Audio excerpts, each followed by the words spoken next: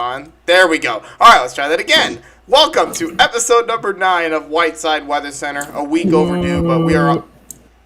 Jake, you're not allowed to talk yet. But we are here, episode number 9. We got a pretty solid episode for you guys today. It's a little bit of a different format. We got one giant segment in the beginning, and then 2 segments at the end. So it's a little bit different than normal. We got 3 other weather geeks in the audience today. Present yourselves. Top of the chat down. Greetings, I am Jake. Let me ask real quick, before we go to the next person, what is that mic quality? What is in the background? It is the fan. Turn it off. It's very hot in this room. Doesn't matter. I don't care, turn it off. Alright, next person. Hold on. Hello, I am Mason. Okay. Greetings, I am Waterford WX. Waterford! He said it the way I say it. Anyways. Jake, shut your fan off. No, I'm not shutting. Okay, you know what? Hold on. Do it now before I come to your house to do it for you. We've already got controversy. Just turn on noise suppression, you'll be fine. Alright. Noise suppression, apparently. Mason, the master of Discord voice chat. Anyways, our main segment today, we're just going to go ahead and get right into it after about 10 minutes of waiting because Mason was late. Oh no! What? Oh crap! The day of reckoning has come. We got a lot of severe weather to review. That we've had 3 giant, somewhat-ish events. Did I just say ish? I'm such an idiot. We had events on June 13th, 15th, and 21st. So, now, are we gonna do them in order, or should we save the big one, June 13th, for last? Because I think that'd be a good idea. I was thinking about going in chronological order, but I think that would actually be a decent idea. Yeah, because we can save the big event for our last one to talk about, because June 14th is the big thing. It was a big thing for the Chicagoland area, too. So yeah, folks, we're gonna deviate from our original plan of going chronologically, and we're now gonna save June 13th for last, at suggestion of Waterford. So June 15th, we'll go chronological from 15th to 21st, and then we'll go to the 13th. All right, June 15th. This was a moderate risk event in Wisconsin. I was live for this one, and I'll tell you what, things got started and would not slow down for like 6 straight hours. I mean, again, I was live for this. What happened was, I'm trying to remember what happened. Storms would initiate somewhere in, we actually had a few pop-ups in eastern Iowa. That prompted some severe warnings. Wait, aren't you under a day 1 marginal? I am. It literally says in my status. It's right there. I'm playing a game right now, so I cannot look. He's playing a game during the show. Stream. First, he eats pizza during the stream. Well, he ordered pizza and then playing games. I mean, you're probably watching Game 5 of the Stanley Cup right now, so I don't know why you're talking. I mean, the game hasn't even started yet, and I'm paying full attention to the show. Okay, so June 15th, we had the storms develop, I think, somewhere near western Wisconsin, because then the tornado warnings immediately started popping up. Let me pull up my EAS spreadsheet, because that can kind of depict how things unfolded. Because ARX, uncharacteristically, was actually issuing a lot of stuff. Tornado Watch 371. I want to mention this real quick. LOT, why? Why do you release severe watches, or tornado watches, and, yeah, weather watches, for all of Lake Michigan? Yeah. Well, I don't know. Can I jump in real quick? What? So I don't think Quote 49 has ever done this before, but they toned the TOA that just borders portions of National Officer Chicago's lake waters that they serve. I don't have a problem with that. The issue is they toned a TOA that was all the way up in the peninsula. And of I'm like, Michigan. That was what? ridiculous. Like, why do you do that? Exactly. Like, LLT, quote 39, you need to fix that. Like, since when did they start doing all of Lake Michigan the tone weather watches? It's just dumb. I mean, I get how you're toning watches that border LOT waters, but all the way up in the peninsula? Why? That you might want to get into contact with NWS Chicago about that. Yeah, I contacted them on Twitter asking why. They didn't answer because they're typical National Weather Service Chicago. NWS DVN's usually pretty quick. They usually are pretty fast with replies. Anyways, I don't know why Mason's mic is off. I don't know where he's at. I mean, he just got home, so... I'm just not talking. What? How do you not have anything to say, bro? I think he's waiting for June 13th. Yeah, I'm waiting for that. Okay, he's gonna wait on that. really We'll mainly focus on Wait. June 13th, but we'll talk about the other ones too. And this event too, because I had some stuff in the overnight hours. So yeah, the first severe warning that I got was for Crawford County and Grant County in Wisconsin. That's like your southwest Wisconsin counties from ARX. And that's a new station that I started getting warnings on, was WXL 64 Dubuque. I hadn't gotten anything on that station, and now, because of this event, I just started doing that, and it helped me out a lot. Tornado warnings were issued for Wisconsin a lot. I got 4 of them that day. But I feel like the severe warnings were the severe thunderstorms were the main threat. I think we had some considerables in there. Did we have any considerable SVRs? Yeah, we had quite a few up in Wisconsin, southern and central, and upper Wisconsin. Other offices that we don't really focus on, like the forecast offices we kind of forecast for are LOT, DVN, MKX, ILX, and portions of ARX. Arcs. Dude, anyways, Green Bay GRB was getting involved in that as well. They were issuing a lot of stuff up there too. I didn't pay attention to them as closely, but... And then a severe watch was issued for our area. That was for Joe Davies and Stevenson, I think. That was the tornado watch. Yeah, TOA 371. But then we had a severe Yeah. thunderstorm watch for our area. We were not. And that was near like far northeast Iowa to far northwest Illinois. Much of those warnings, right? Yeah, because I do remember some warnings being issued for Quad Cities area. Mm-hmm. Henry Lies of Washington. There was one for Rock Island, Cedar, Muscatine, and Scott. There were other ones for the Quad Cities, I think, as well. I fully expected Whiteside to be placed under one, but that did not happen. Yeah. I mean, you guys were only in the slight, but we're near the enhanced, though. Yes, you were. Speaking of enhanced, June I 13th, was. we'll get to You that mean you? later. What? You mean you? I wasn't under an enhanced that day. Next. So, That will what? be known I as- can't believe I start using that, and then friggin' now everyone's using it. Next. Next. Okay. Next. Considerable severe warnings. Was there any destructive? I don't remember. I don't think so. I don't know. I don't think there were any destructives, but I do know some considerables were issued. I think we had a PDS. We had a PDS tour that day. PDS tour. There was a PDS tornado warning for Yeah, we did. somewhere in Yeah, west we central did. Wisconsin. I knew forget there were what counties. several, TORCs, but I don't remember any. There was a PDS. I swear to TORs. God. I don't Yeah, remember there what counties, but it was somewhere Yeah, in there ARX. Yeah, there actually was a PDF. In fact, there were 2 of them. Two? I only got Ooh. one of them. Wait, 2? Wait, you caught a PDS TOR? Last time I checked, I saw 2 PDS tours. Who were they for? I don't remember. I have don't no remember clue. either. To I some have no county in clue, Wisconsin, I but- think. What? Some county in Wisconsin, I think. Yeah, it was for somewhere in west central Wisconsin. Yeah, like ARX's area. Give me a minute. I'm gonna pull up a county map. I'll see if I can figure it out.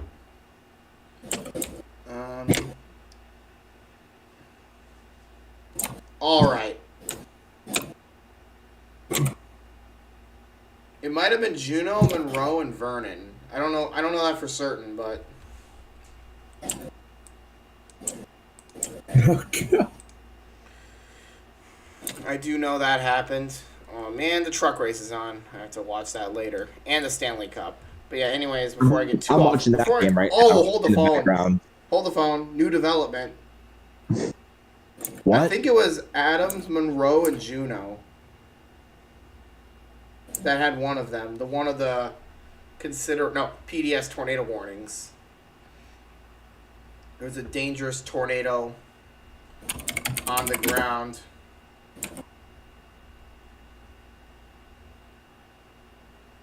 I'm going to see if I can pull up a report real quick from ARX. June 15, 2022.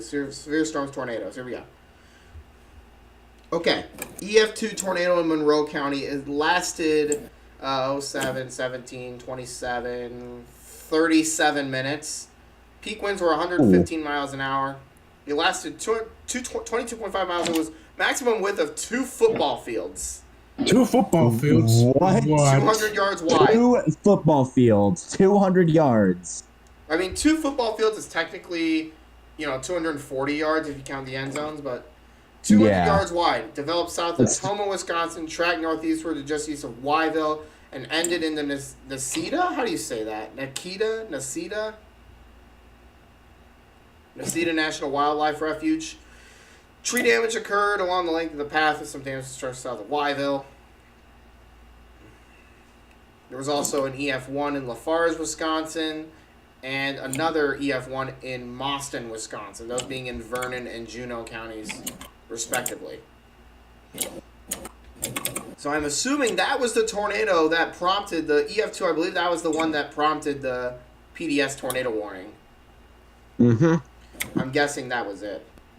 I'm going to see what MKX had real quick. Nothing. I thought they had something.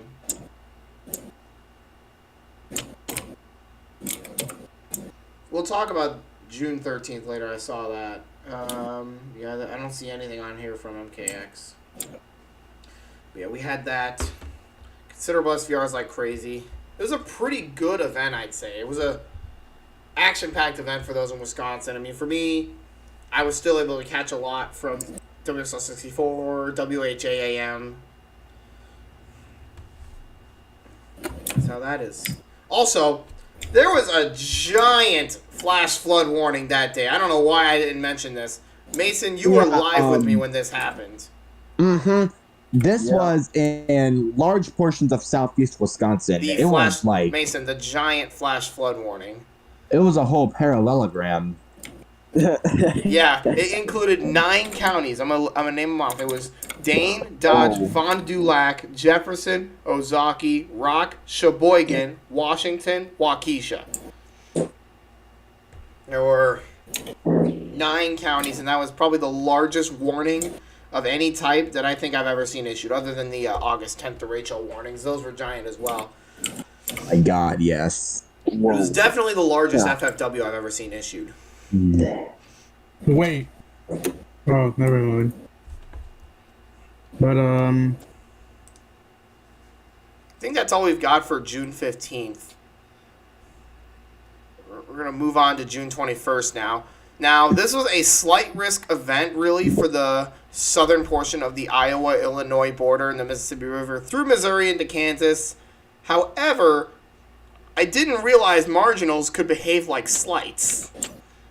Or even enhanced. I'd say it was more of a slight, but... Marginals can be full of surprises. You just never know what they could contain. I thought that was more of a slight risk thing.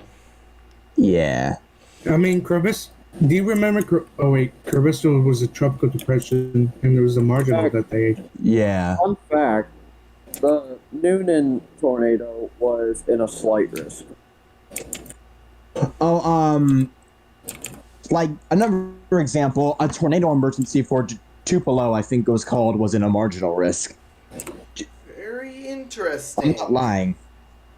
Was a tornado emergency in a marginal? Uh-huh. You heard me. Please, can you repeat that? I said tornado emergency in a marginal risk. What? Can somebody test this guy for drugs? I'm not I am Oh, not no, it joking. was There was real. a tornado emergency once in a marginal. I'm obviously joking. How is that even possible? I don't know, but apparently it is. I mean, I don't even know what's going on there, but anyway, speaking of marginals, the first severe warning comes out for Joe Davies, Jackson, and Jones, and I'm like, okay, I was expecting that, but then another one's issued for Iowa, Keokuk, and Washington. I think I have a better track of this event, because it was mainly a DVN thing, and DVN is my office. Actually, no, I lied. The first warning was for Dubuque. It was for Dubuque, Iowa, and then another one came out for Grant, and I was like, okay, I was expecting that. Then it progressed. It persisted to Joe Davies, Jackson, and Jones, and I'm like, what is going on here? Then another storm develops and forms to Iowa, Keokuk, and Washington, and I'm like, what is this? And then for the Joe Davies cell, Lafayette gets put under a severe warning, and then there's another one in WHA Madison's territory for Columbia and Dane. I don't know if that included Madison or not. I don't think it did. But then Dodge and Fond du Lac were put under one, and that right there, when MKX expired that tornado warning. Tornado warning! I didn't realize tornado warnings were issued that day. Severe warnings. When they expired that severe warning, that's when I made my horrible pun. Fond du lacking severe weather. Fond du Lac is lacking a bunch of severe weather. Says the county who doesn't get severe weather ever, who always gets dodged. Wait, what? What was that a new pun you just recently made? What? Next. And here's everybody's response to that. Oh, brother, this guy stinks! What was that glass tap? Oh, brother, this guy stinks! That's what everyone thinks when I make those puns. Bro. Okay, so then another little cluster of storms forms, SPS, and then SVR for Clinton and Jackson. And I'm like, how is this happening? I think at that point, I was like, how is this happening? Oh, no. But then the storm for Iowa, Keokuk, and Washington, we see another one for Henry, Jefferson, Keokuk, Washington. And I'm like, what is going on right now? And then, this is where one of the more legendary moments happens. Mason, you were live for me. You were live with me when... No, I was never live. We weren't live. Mason, you were in voice chat with me when this happened. So, I put into Illinois Weather Group Peeps group chat, if this strengthens again, I'm going to break something. And then, 5 seconds later, severe warning, Clinton and Scott. No, Cedar, Clinton, and Scott. So what did you end up breaking? I took my Lego VIP plane that I built in like 2016, rose it up in the air, dropped it, broke it. Why? Why? Because I was able to fix it. Oh, okay, good. I was about to say. That face when you didn't fix it. No, I did fix it. At least I didn't take my Lego London model, because that would have been tough to fix. But imagine it was just like the Lego Titanic. Also, here's the thing, the Lego Titanic. Here's the thing. Well, I had to do 2 takes of that, Mason, because the first take got interrupted by a Dodge, Washington, and Waukesha severe warning. It's like I'm just going up to drop it, and then all of a sudden Mason's like, MKXSVR, and I'm like, you're joking. KXSVR, he wasn't joking. And then a few minutes later, he gets up, he unintentionally breaks it, and then he's like, you know what, it's already broken, so why not just break it again? I ended up breaking it again. Then Clinton and Scott for, I believe, the same storms. And then there were 2 more issued. There was one for Henry, Rock Island, and Scott, and that one persisted. Because then another one was issued. The last warning that was issued was for Henry, Rock Island, and Somebody name the county. Because I'm not going to say it here. Name what county? It was Whiteside. Whiteside is the last county. Hmm. And guess what? This one actually went considerable for 70-mile-an-hour winds. Sterling wasn't directly under it, though. No, they were not. We were not, and I'm honestly pretty happy. Luckily, it wasn't any August 10th type of stuff. Hush. We don't talk about it. Anyways, that's how June 21st was. Wait, what about June 23rd? No, June 13th. We are going to go back and look at that, because I think everybody's going to be engaged in that conversation. Oh, yeah. June 13th? June 13th time, boys. Everything happened. Now, Well, we could have gotten something, but it was too cloudy, and we had a very short window for severe weather. It was like 10 a.m. to 1 p.m., and once that 1 p.m. window passed, there was nothing. And I was like, well, this day's over. Let's pack it up and go home. And Mason over here got a little upset with me and was like, quit jinxing things. And I'm like, it's a bad coincidence, buddy. Yeah, but Alright. It So turns that's- out I didn't. It okay. turns out I didn't jinx anybody, because what happened around 7 o'clock? Okay. I want to speak here. So, everybody, like most people in here, Mason and Jake, that live in Northeast Illinois, were all upset because they thought the event was going to bust for Northeast Illinois, So did that I. the MCS would track north of us. All of a sudden, a very unstable environment results in sudden severe thunderstorms, and then TORs all over the place for Chicago. Bam, that happened. It's like, Yeah. it's around That 7 went o'clock. off with a bang. yeah, at one point, I was... In my local area, I actually got a WEA just because of results. My county was close to being put under a TOR that day, but the rotation weakened before it hit the southwest part of my county. So, yeah. Funny thing Yeah, is, it's like, it's around 7 o'clock. I'm just relaxing, and then all of a sudden, I see something from Illinois Weather Group, or I don't know if it was WWC me. or if it was IWG, but people were saying 95% MCD, It and was I'm me. like, Okay. what? So, in the group chat, I'm like, y'all, look in the Illinois Weather Group server. Everybody looks in the server, and then all of a sudden, 95% MCD for Northeast Illinois. For I a was tornado like, watch, what? too. Where did this come from? It came from...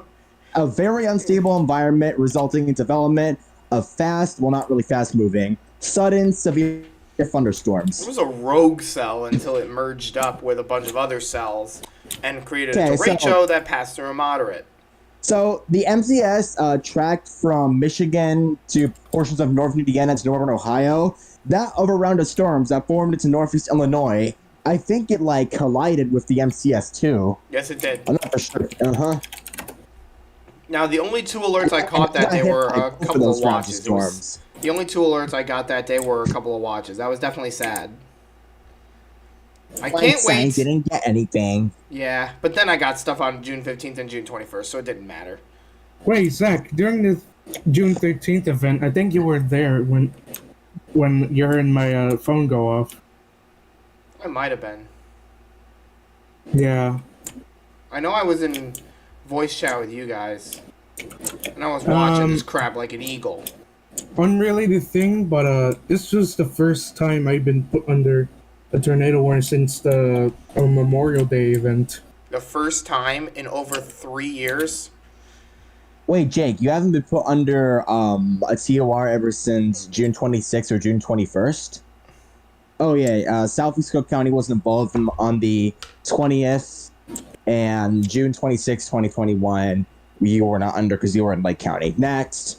Okay. Okay, next. Bro, quit using my lines. But yeah. Next. oh, also, by the way, the last time my county was under a tornado warning was April 30th, and I haven't been under one since August 10th of 2020. The last time I was directly in a TOR was June 21st, 2021. The last time my county was in one was June 26th, 2021. Now, the last time my county was under a tour and I was directly under a tour is the same date, March 5th, 2022.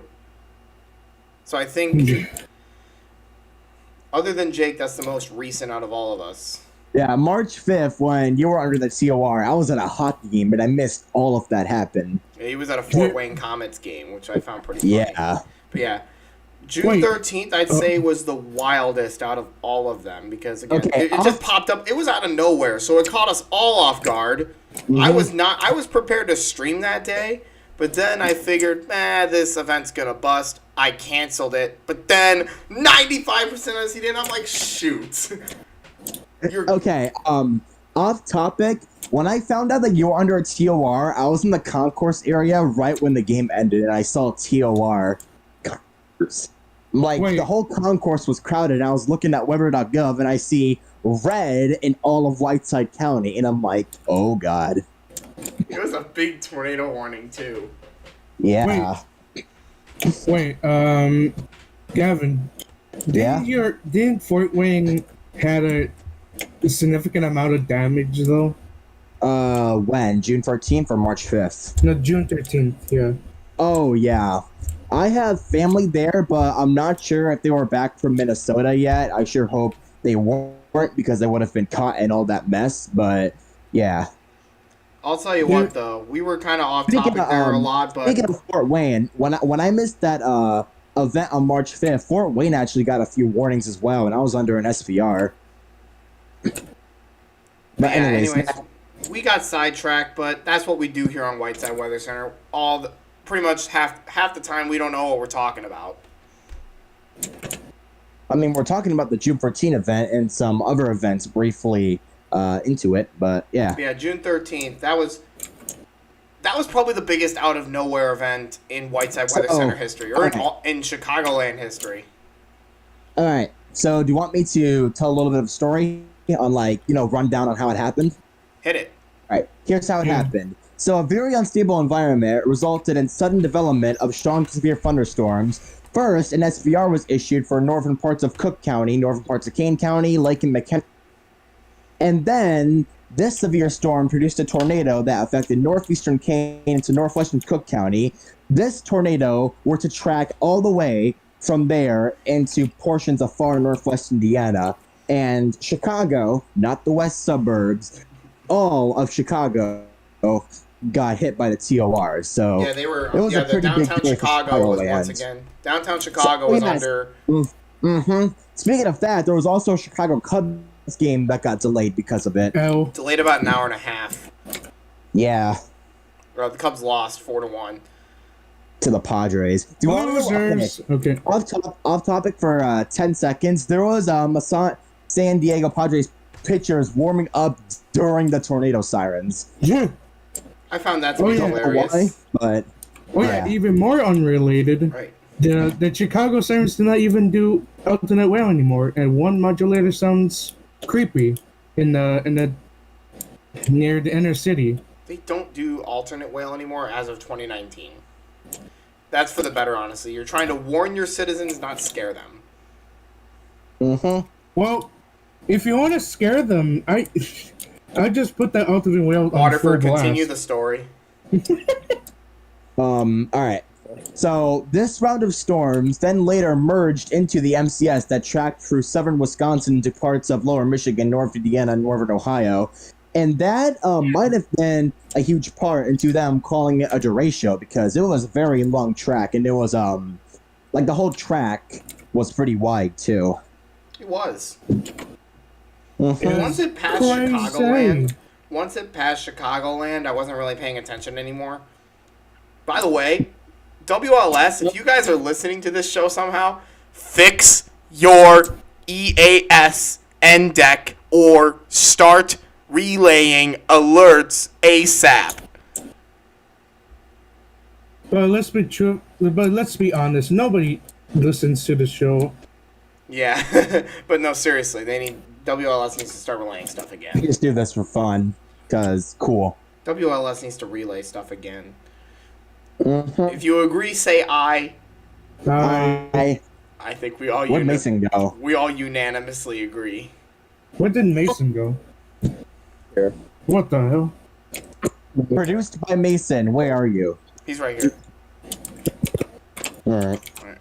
Is that all we have to say about June 13th? Here. Yeah. Is that all we've got about June 13th? I guess. So, because of this one big Cool. segment, we Can I are add on one now... more thing? What? Can I add on one more thing? One more thing. Go ahead. You have 10 seconds. There was a very huge cell that tracked through east-south portions of southeastern Wisconsin. The hail core was really bad, and Milwaukee got a worse part of it. There was a very, very bad hail core in that cell. I can't speak. None of us can. All right. Halftime? Halftime. I'll just deafen. You guys don't have to mute. I'll just deafen, and we will have halftime here on Whiteside Weather Center.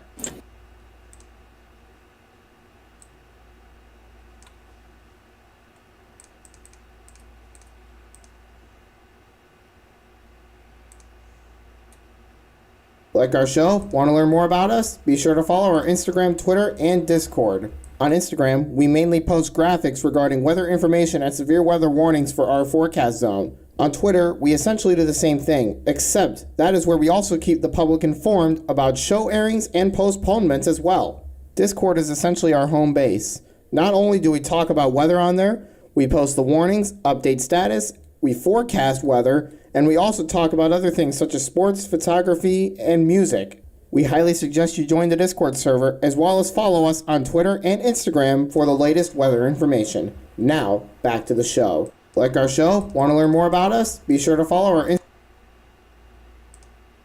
Goodness gracious. Boys, I am off tonight. Like, I let the halftime play thing play again because I'm an idiot. Anyways, let's get back underway. Segment 2. We're going to describe how severe weather happens. Now, my door's being knocked on. Hold up.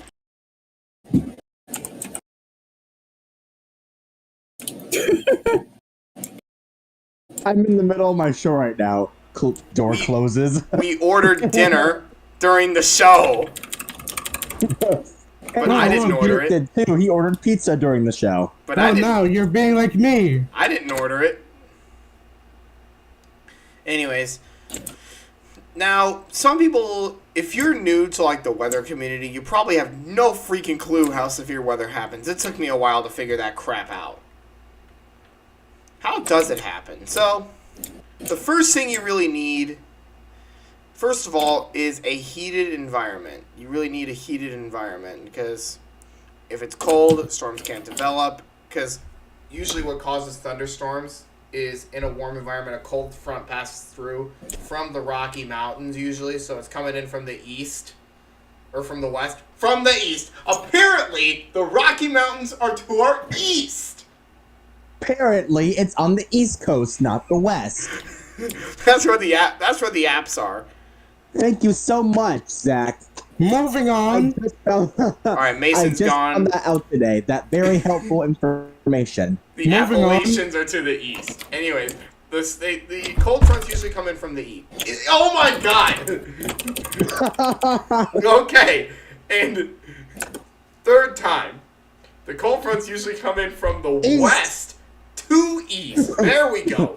So yeah, they come in from the west, from the Rocky Mountains. And usually you'll have warm air brush in from the Gulf of Mexico. That's where you see these high pressure systems roll from.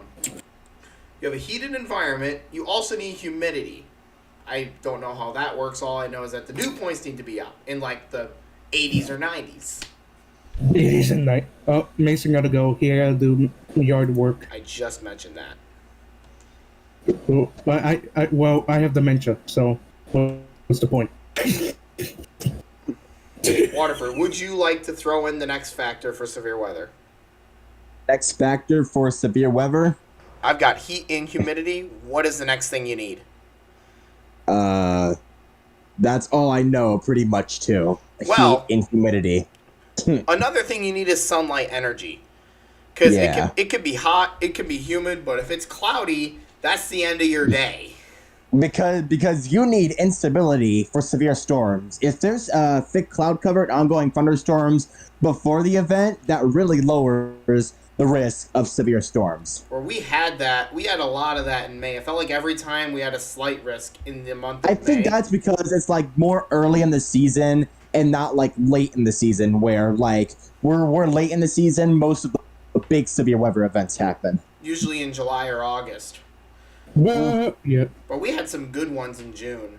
We went over those earlier in the show. June 13th and June 15th. June 21st was a pop-up out of nowhere. Mason's back. So, Mason, right now we're at the point where you need heat, humidity, and sunlight. There's another thing. Where's that all? I think that's all. Because, again, the cold front comes in from the west. I didn't butcher it that time. And that is usually what causes a conflict, essentially, between the warm and the cold. Storms form, intensify. I just bumped my mic. Imagine. Mason, you probably don't even have a real microphone. Yes, I do. What are you talking about? Out of here. Anyways. Hey, no. No. Jake's I can bad. like that. Is there really anything else we need to add? We're not out of here. Now the question, so, severe weather is, I feel like every time it's coming in from the west, the severe weather is super strong in Iowa, but then as it gets close to Illinois, if there's like a tornado threat in Iowa, that dissipates as soon as it hits Illinois. I've been told that the Mississippi River has a little bit to do with it, but I refuse to believe that. Lake Michigan. That's why. What? Lake Michigan? Probably. We're not even close to the lake. Yeah, but I don't know. Maybe that has something to do with it, probably. Now, it doesn't always completely diminish the threat. Like, again, August 10th derecho, it was 141 mile an hour winds in Cedar Rapids, but then by the time it reached Chicagoland, it was like 60 to 70. Skyscrapers. Well, moving on. Next. With a tornado, we'll get to how dangerous they can be in a minute, but with a tornado, you kind of got to rotate it. If that cold, dry air from the Rocky Mountains out of the west and the warm, moist air from the Gulf of Mexico from the south begin to rotate, isn't there like another factor of error or something? I'm trying to remember. Give me a moment, y'all. 10 seconds. How do tornadoes form? Looking up a YouTube video. I'm an idiot, aren't I? Hey, there's Vox. And advertisement. That's why I choose Opera. What? GX, the sponsor of this video. Okay, there we Really go. not. GX. No, pizza's here.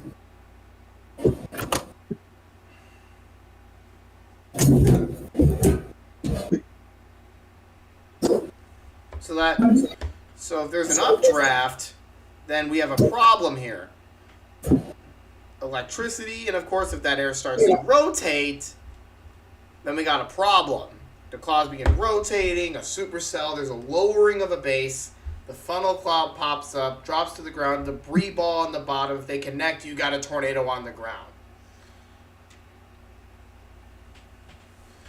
So be on bone, but yeah, but what if it's just stays up in the air like almost all tornadoes do? that's known as a funnel cloud, Jake. I mentioned that 10 seconds ago. Well, I am retard, so What did you just say? Retard. Can't say that here. It was retard. I would like to apologize for the somewhat foul language. Now we go back to the show, which is a complete disaster, but it's okay. I think that's just about all we have to say for that. So, Jake put up this suggestion. But they just scored and they're up 1-0 in the first period. Tampa scored? 4:37 left and Tampa scored. Dang. Oh well, that's fine. So Jake threw this suggestion out there. Just how dangerous can a tornado be? I love how we're moving on to Jake's suggested segment, and he's not even here right now. His mic is completely muted. Jake, wake up. We're on to I'm your here. segment, bro. Okay. Just how dangerous can a tornado be? You put up that suggestion. Why don't you talk about it? Leave it. What? Hey. Yeah, my bad. Well- Wait, what? What the heck happened? I kind of interrupted Jake. All right, go ahead, Jake. You know how some tornadoes just how fast they go around, right? How fast they rotate? How fast they rotate, yeah. Yeah. I'm pretty sure the faster And, the rotation, the more dangerous it is. Yeah, but how does it specifically make it more dangerous? I mean, I'm not a good weather expert by any means. I'm just some idiot from Chicago. Yeah, that's what I am. I'm an idiot from Northwest Illinois. Anyways, I'm pretty sure usually the wider the tornado gets, the stronger the wind gusts, the deeper ground scouring it does, and the more damage it causes. So That's where I got to mention that. I feel like we didn't really describe the EF scale that well when we thought how accurate could it be. I feel like we didn't describe it that well, so I think we should. Can I read it off? Let me look it up. Water The EF 4 tornado WX is going to read off the EF scale and kind of describe it and compare it, and then we're going to compare it to the old F scale. By the way, this may be unrelated, but I just found a baby scorpion on the side of my pool. Really? Yeah. All right. It looks like a spider, So but it's let's not. start. All right, go ahead, Waterford.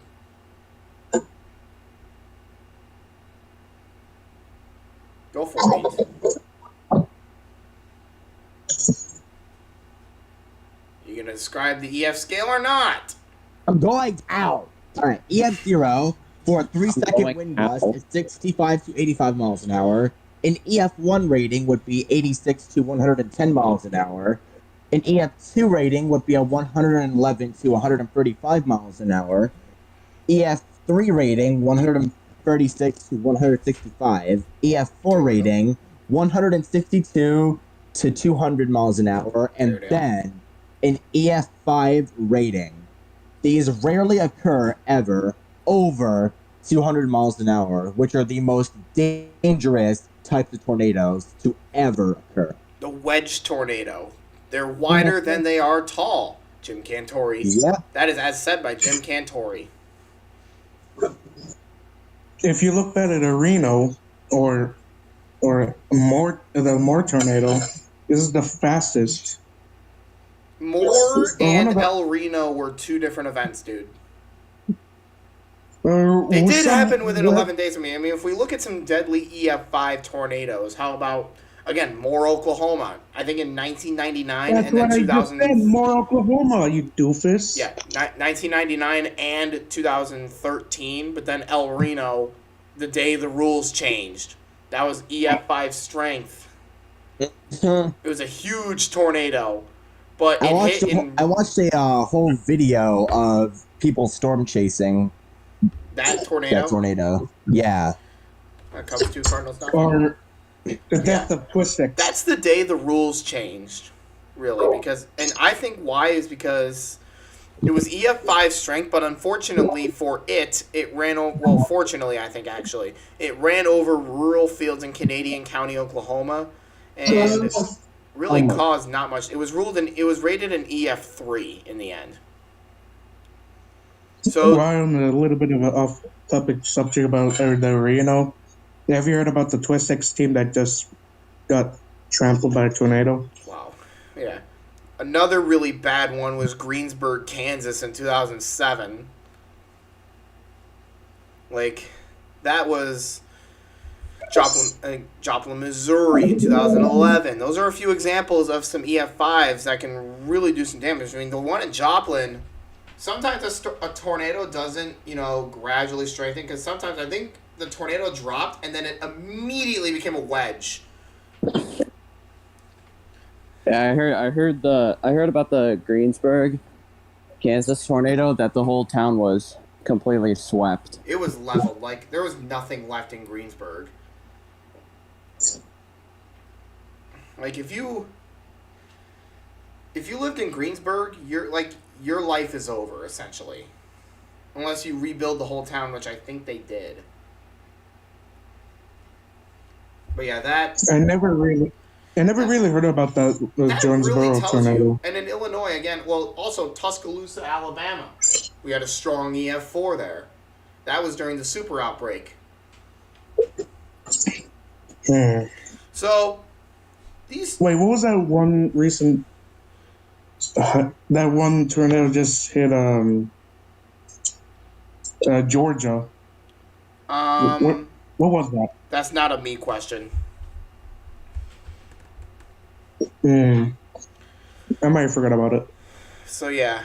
Of course, Illinois has had its fair share. You know, the EF4 in Fairdale, the EF3 in Woodridge and Taylorville, I believe, and EF4 in Washington.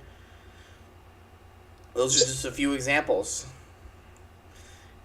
What about a really good one? Was the Mayfield tornado? Mayfield EF4.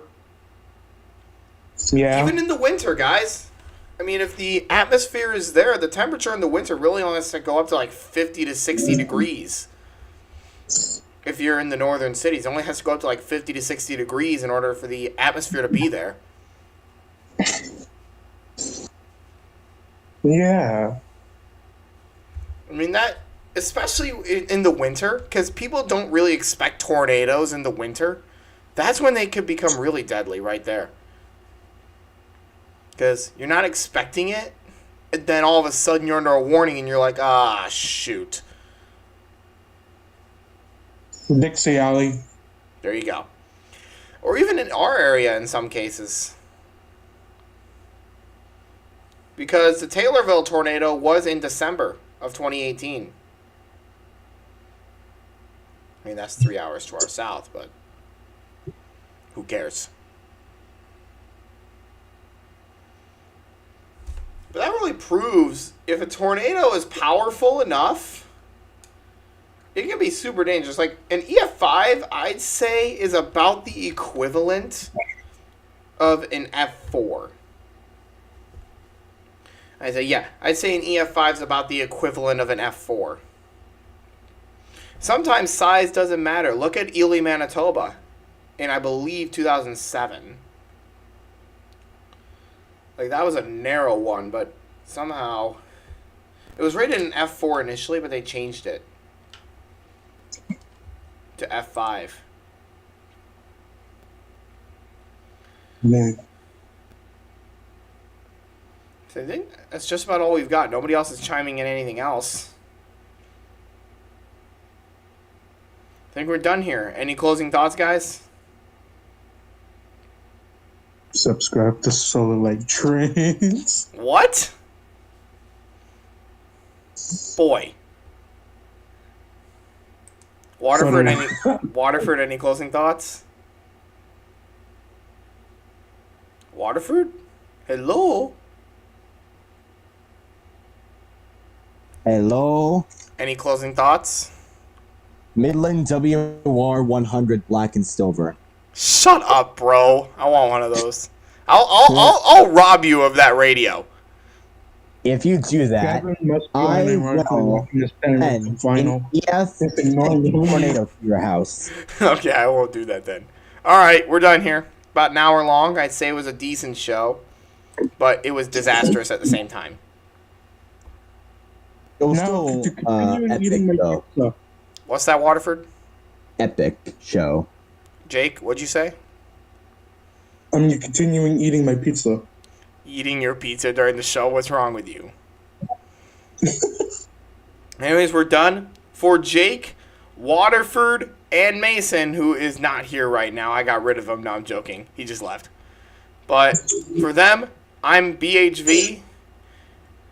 And until we meet again, so long, everyone.